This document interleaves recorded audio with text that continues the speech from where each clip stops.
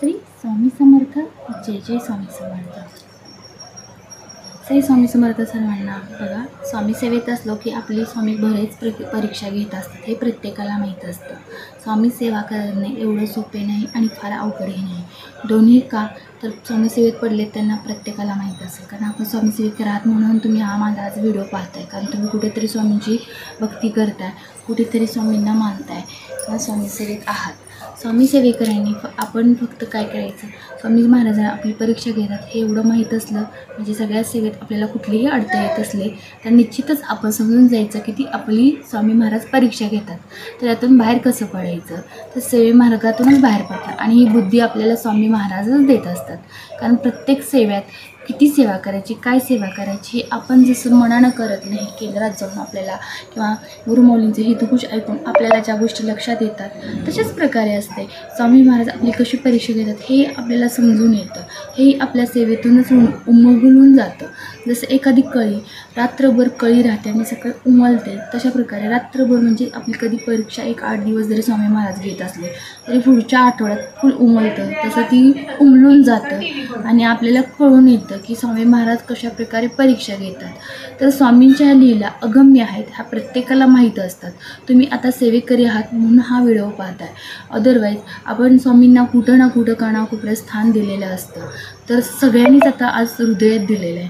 स्वामी महाराजांचा प्रकट दिन आहे, त्यामुळे आपण काय करायचं, सेवा कोणती करायची, तर सगळं पारायण करतो, स्वामी महाराजांना अभिषेक घालतो, अदरवाईज स्वामी महाराजांच्या आवडीचं जेवण बनवतो, स्वामी महाराजांना नैवेद्य दाखवतो.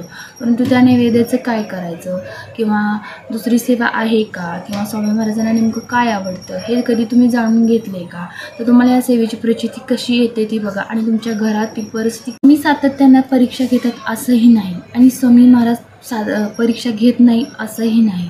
तर प्रत्येक भक्ताच्या कर्मावर, प्रत्येक भक्ताच्या सहसावर, सहभागावर आणि प्रत्येक भक्ताच्या जसं कर्मावर अवलंबून असतं तसं प्रत्येक भक्ताच्या स्वभावावरही अवलंबून असतं.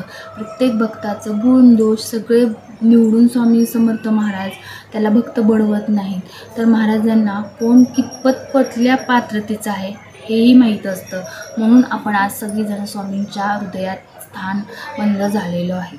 तर प्रकट दिना दिवशी पारायण करून त्यांना अभिषेक घालून या सेवा थांबवू नका. तर महाराजांना काय आवडतं, तर एखाद्याची भुकेलीची भूक जाणलेली, ताणलेली तहान जाणलेली, एखादी गरीब लोक असेल तर त्या गरीब लोकांना थोडीफार काही मदत करेल, ह्या गोष्टी फार आवडतात स्वामींना.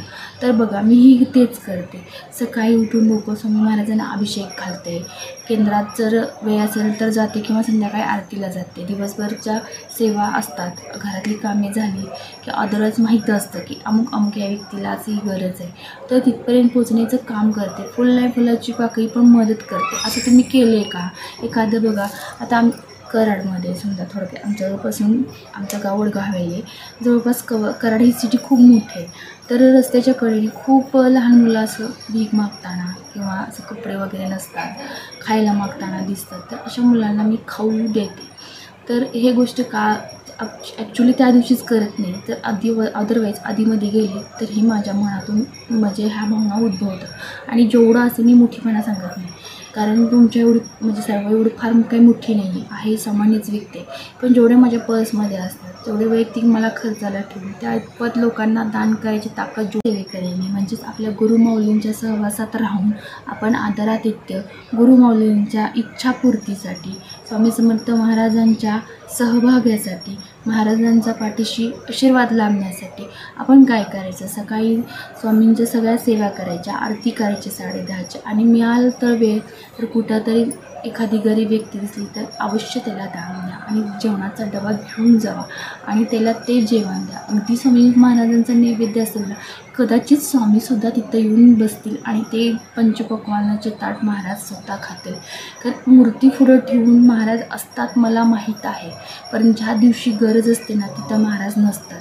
तर तुम्हाला अनुभव घ्यायचा असेल तर त्या दिवशी तुम्ही अशा प्रकारे जर साजरा केला तर तुम्हाला कुठल्याही गोष्टीची कमतरता भासणार नाही.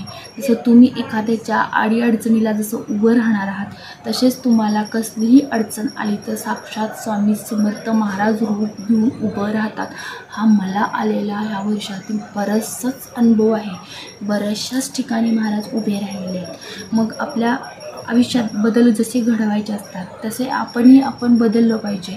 सामाजिक कार्य असतं महाराजांना ते प्रिय असतं. म्हणून कुठे केंद्रात अन्नदानासाठी दान द्या, नरसोबाच्या वाडीला जर आमोशाला पितरांच्या नावाने जेवण घालतात. बरेचसे लाखो भक्त जेवायला येतात, त्यांच्या पोटात अन्नदान जातं, तिकडे दान द्या.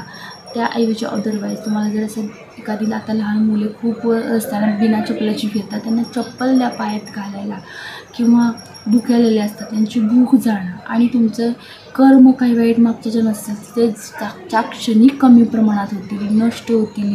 आणि ही कुठली सेवा नाही आहे, हे माझ्या बाबतीत मी केलेले हे अनुभव आहे आणि अनुभवाचे बोलते. तुम्हाला जर माझा असं लहान आवाज येत असेल तर माझी तब्येत जराशी ठीक नाही आहे, त्यामुळे थोडंसं जाणवतं आहे. अशक्तपणा असल्याने समजून घ्यायचं. जनकल्याण ट्रस्टी चालू आहे, कॅन्सरसारखा आजार आज बरा होतो आहे आपल्या दिंडोरीत, तिकडे फॉर्म भरा जनकल्याणचा. अशा प्रकारे जर एखादं काम केलं तर तुमच्या घरी भरभराट होईल, बरकत होईल. मी स्वामींना अनुसरून सांगते, तुमच्या घराची बरकत होईलच. मग सदैव स्वामी समर्थ महाराज तुमच्या घरी वास करायला येतील आणि जसं जसं तुमची मनात इच्छाशक्ती धराल तेवढी इच्छा पूर्ण होणार आहे. कारण ही स्वामी समर्थ महाराजांची आवडती गोष्ट आहे, सामाजिक कार्य आणि दुसऱ्याचे दुःख जाणून जर आपण त्यांच्या दुःखात सहभागी झालो तर निश्चितच महाराज आपल्याही दुःखात सहभागी होतात.